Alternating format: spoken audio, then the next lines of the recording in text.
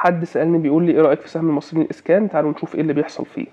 عندنا سهم المصريين للإسكان عنده قمة قديمة، نزل للقاعدة، القاعدة في نهاية الموجة بتاعته كسر القمة القديمة. اي نعم كسرها تقريبا بحاجة بسيطة كده زي سحب السيولة، بس كسر. يبقى احنا فاهمين ايه؟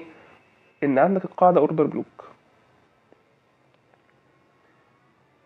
وده كمان يعتبر اوردر بلوك، بس انسى ده او نخلينا في ده برضه.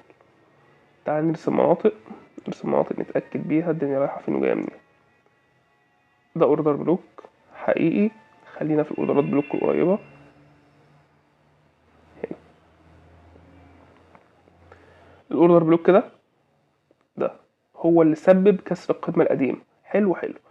ده اخر تصحيح هابط قبل الصعود. يبقى احنا محتاجين لو هنخش سهم المصريين الاسكان نستنى ايه؟ تعال نشوف هنستنى ايه. عندك من هنا لهنا دي منطقة اوردر بلوك. قلنا قبل كده يعني ايه اوردر بلوك؟ يعني منطقة طلبات كتير، يعني هنا حصل طلبات كتير، الطلبات دي سببت فجوة سعرية خلت السعر ينط لفوق، دي منطقة الاوردر بلوك.